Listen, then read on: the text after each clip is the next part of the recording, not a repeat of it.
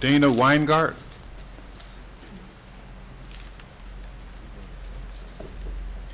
Good evening. Thank Good you evening. for having me. I'm testifying under my maiden name because I don't want my children to Google our last name and find my testimony online because I feel they're too young to be seeing this. I'm a mother from Fairfield County who testified before the Legislative Task Force in January. And to summarize that, I divorced a man with money. He's very much about money. And his goal was to take these children from me. They were pawns in this divorce. I was on supervised visitation for 16 months. I now have my children back not quite 50% of the time. As I stated in January, the GAL in my case, attorney Rita Moore of Milford, failed to act in the best interests of my children. She acted in the best interests of my ex-husband. When my second attorney, attorney Kieran Costello of Fairfield, in September of 2011, asked me who my GAL was, and I told him, he informed me that my GAL and my husband's attorney, John Major of Milford, that their families vacation together. My immediate response was, we need to get her removed, and he said that's impossible. In subsequent court proceedings, I had a 30-year forensic psychologist, who also serves as a GAL, comment to me on how my GAL would always sit in the hallway with opposing counsel and my ex-husband. I told her it was like that every court appearance. There wasn't even an attempt at professionalism. Attorney Moore was paid $300 an hour by my ex-husband for the first 19 months leading up to my divorce. Once the divorce occurred, there was no allocation of fees, yet I had to pay my attorney to fight my having to pay half of Attorney Moore's bill, which last year was in excess of $11,000, when I had zero income and my ex-husband had assets and was making over $200 grand a year. I believe the Deputy Chief Court Administrator testified earlier today when he was posed the question by Representative Gonzalez. In just such a scenario, he responded he'd look at the financial affidavits as well as who was paying originally. Needless to say, Judge Frankel did neither. I was ordered to pay over $5,000. In my case, there never should have been a GAL to begin with, but as Mr. Stevens testified earlier, this is about who has the right players and their affiliations as well as the money, especially down on the Gold Coast of Connecticut. Attorney Moore's current case docket shows a predominance of cases whereby she's a GAL and high conflict drawn-out moneymakers. I found few instances where anyone hired her to actually represent them in their divorce, and the cases I did view where she represented an actual divorce litigant showed minimal court docket action. In other words, from what I viewed online, she makes most of her money serving as a GAL in high-conflict cases such as mine. In my case, Rita Moore served as a GAL going before Judge Frankel in July of 2011 when my ex filed an ex parte motion to remove me from my home. I had served him with divorce 4 months earlier. At the time, I had brought my child to Yale, and he was admitted under the law. And under the law, I had the right to bring him as he was admitted through the emergency room. Against Yale's recommendations, my GAL, along with my ex and opposing counsel, had my son removed from Yale, and Judge Frankel took my medical rights away. Temporarily at the time, but to this day I haven't gotten them back.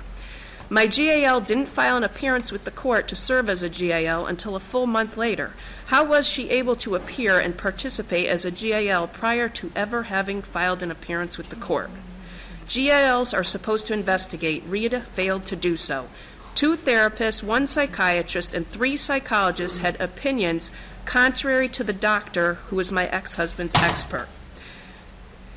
She admitted on the stand she only spoke extensively with Dr. Nicholson, but that was it. Upon receiving a letter from my daughter's doctor stating my daughter was suffering and needed to be with me in the fall of 2012, Rita never even bothered to speak with this doctor.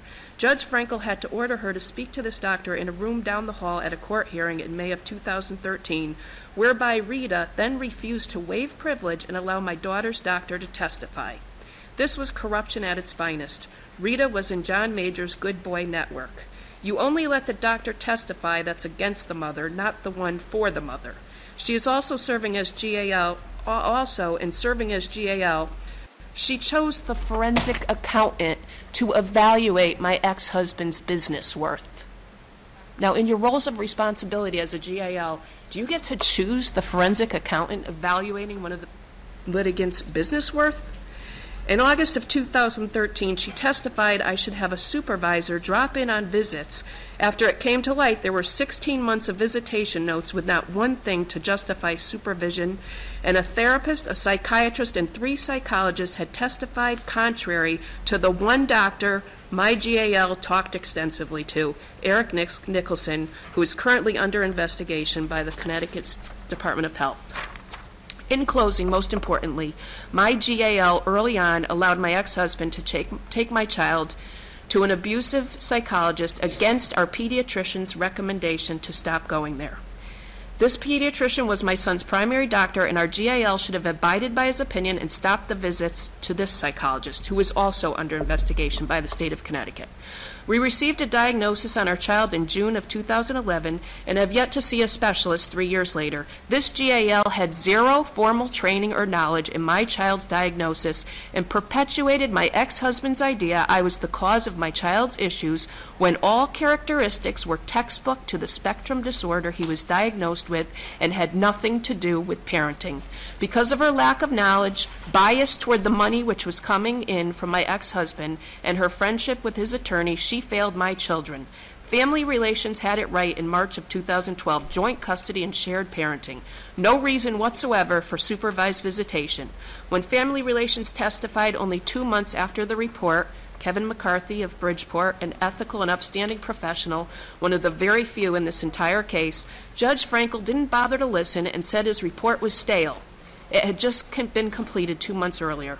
Unfortunately, Judge Frankel's opinions were colored by her opinion of her super GAL, was how she described Attorney Moore during one court hearing.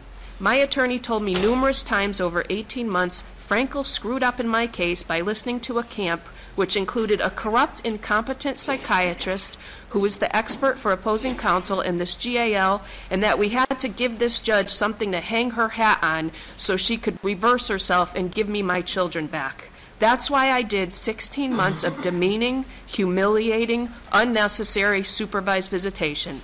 I got my children back, and Judge Frankel got to correct the injustice going on in my case.